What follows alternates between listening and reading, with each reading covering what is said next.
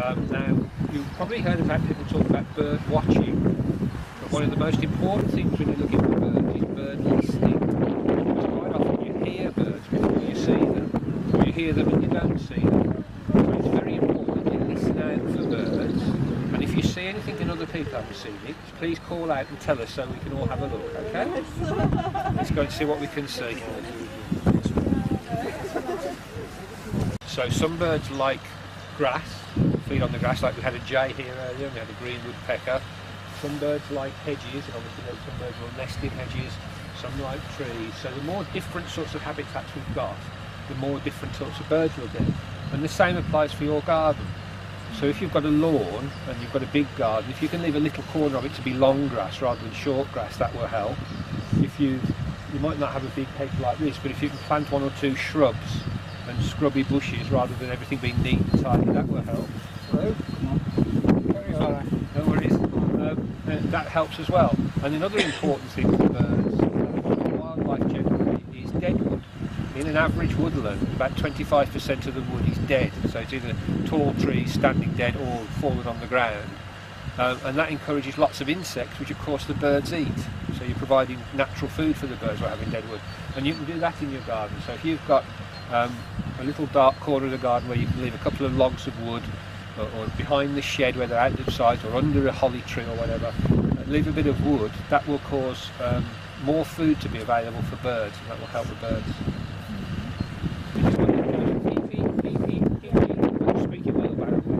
That's a great tit. Some people say it's saying teacher, teacher, teacher. You might have heard that one as well. But great tits have lots of different calls. They've got over 25 or so different calls. That's the commonest one, but there are other ones as well, so they can be very confusing.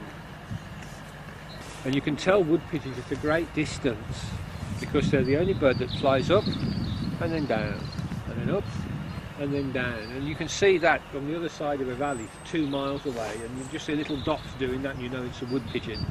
But you also recognise it because of the 2 white wing bars, one in each wing. Very small bird. And you can hear that great it's still going, it carries quite a way. You hear a robin. You hear robins sing like that late at night sometimes. The street lights fool them into thinking it's dawn all the time. And they're naturally programmed to start singing when it starts to get light. Where are we looking? That often happens as well.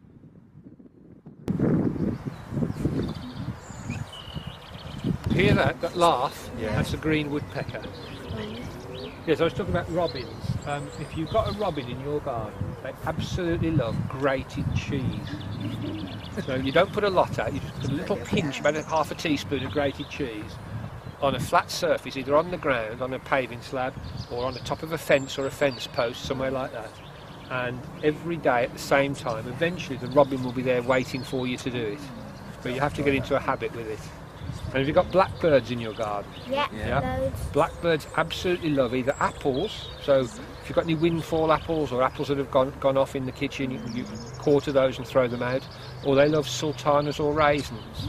So when you're baking, just save a few raisins for them, or buy cheap supermarket sultanas or raisins and scatter a few, again on the ground. They won't eat off bird tables usually, they like them on the ground. And you'll get blackbirds, and you might get song thrushes or missel thrushes coming to them, and in winter, redwing or fieldfare, which are the continental thrushes that come here for the winter.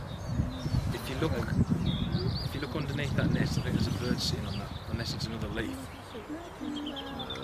You might not see. Yeah. Just like You might not see it from where you are. The other trees covering it. Long-tailed tits really like digestive biscuits.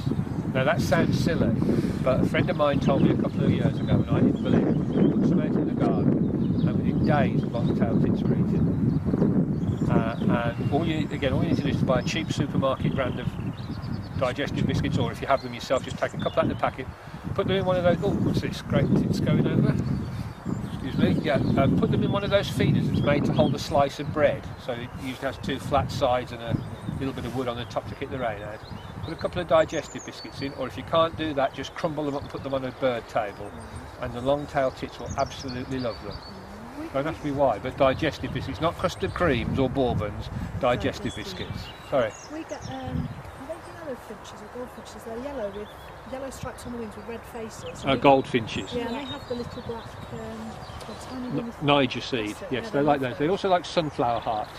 So you can try that. But Niger seeds, something that goldfinches particularly like. They're very like the ordinary thistle seeds that they would get in the wild here. There are 2 male robins, and this is the breeding season, and each of them has staked out a territory. And each one is saying to the other one, this is where my territory starts and yours ends. So don't come over here. And then the other one's saying, well, okay, but I'm over here, you stay over there. And they will each have their own very defined area, and they will patrol and sing from all the outsides of their area or their territory. And lots of birds do that, but robins, it's really easy to follow them and to hear them. And the only time that they will accept another male robin in their territory, especially in the breeding season, is when there's food.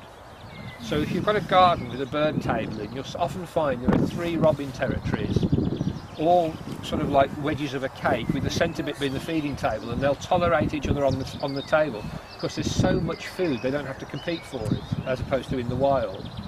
But they'll have their nest and their misses and the chicks in the middle of the territory where the other males can't get at them.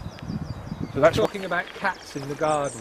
Yeah. And the way to stop a cat from catching a bird in your garden is to put a bell on its collar. And as long as the bell weighs 2 kilograms or more, it won't catch any more birds.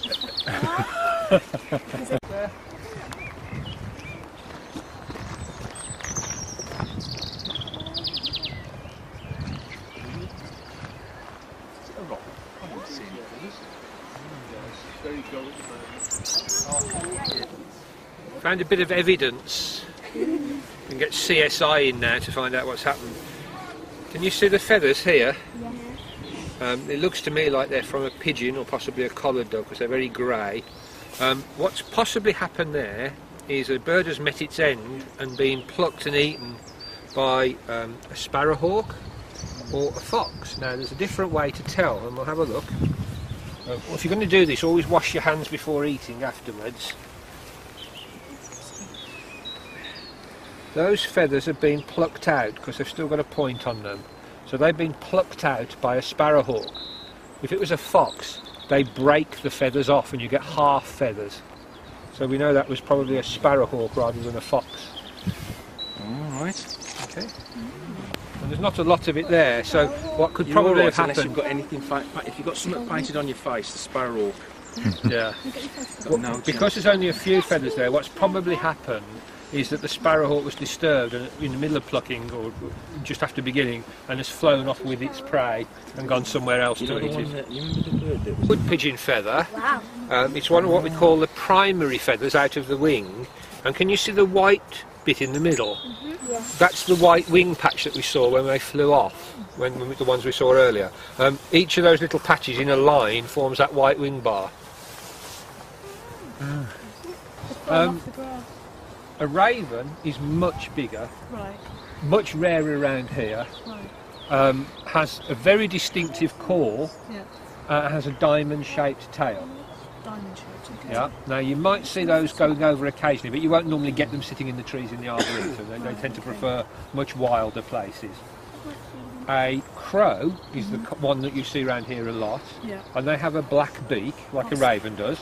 All right. A rook, which looks very much like a crow and is the same sort of size, and you do get around here a little bit, has a pale grey beak with a bare patch behind the beak. So it appears to have a much bigger beak, but it's actually a bare patch on the face behind the beak. That's a rook. And which are the ones? Are the jackdaws the ones with the grey heads? Jackdaws have a grey head and are smaller, Yeah.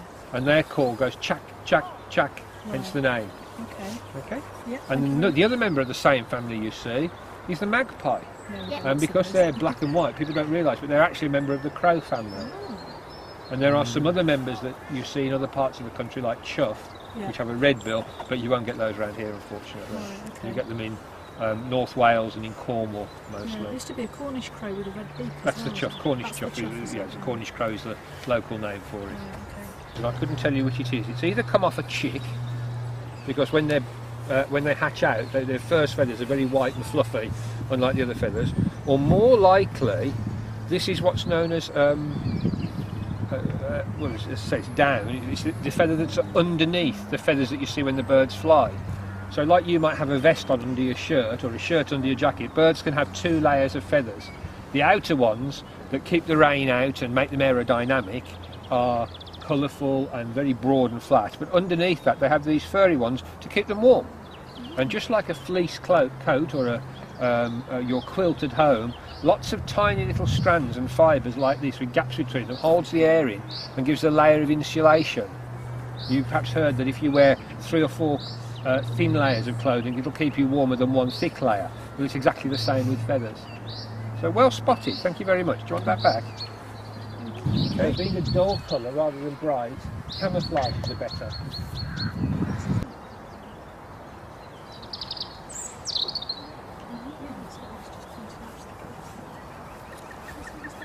I'm not sure whether we'll find any because it's quite late in the season, but these are the little seed cones off these trees. Oh yes, there they are.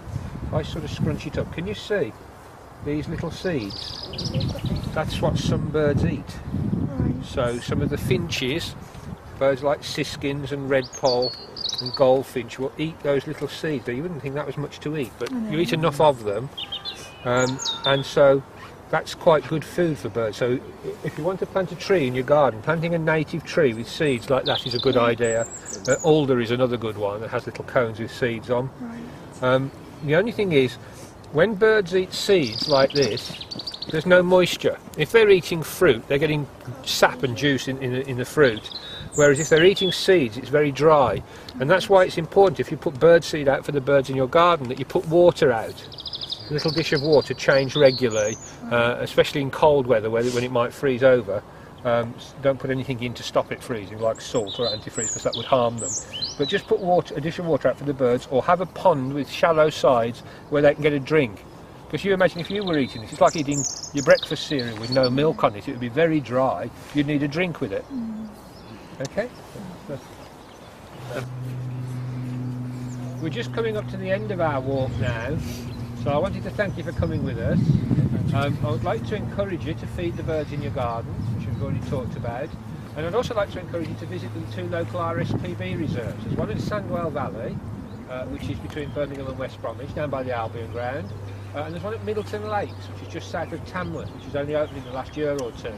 And that's a massive reserve. You can spend a whole day there. And both of them run children's events and family events and guided walks. So you can either just turn up and have a wander around, or if you want to, you can go on a walk like today's, but much longer, with some experts who'll help point birds out to you and maybe have a telescope. And both of them have got big lakes, so you'll see different birds. As well as the woodland birds we see today, you'll see water birds. So do go along to one or other of those. And thank you very much for your attendance and your time today. Yeah, thanks for taking us. Good luck tonight. We're just coming up to the end of our walk now, so I wanted to thank you for coming with us. I would like to encourage you to feed the birds in your gardens, which we've already talked about. And I'd also like to encourage you to visit the 2 local RSPB reserves. There's one in Sandwell Valley, which is between Birmingham and West Bromwich, down by the Albion Ground. And there's one at Middleton Lakes, which is just south of Tamworth, which is only opened in the last year or 2. And that's a massive reserve. You can spend a whole day there. And both of them run children's events and family events and guided walks. So you can either just turn up and have a wander around, or if you want to, you can go on a walk like today's, but much longer, with some experts who'll help point birds out to you and maybe have a telescope. And both of them have got big lakes, so you'll see different birds. As well as the woodland birds we see today, you'll see water birds. So do go along to one or other of those. And thank you very much for your attendance and your time today. Yeah, thanks for taking us.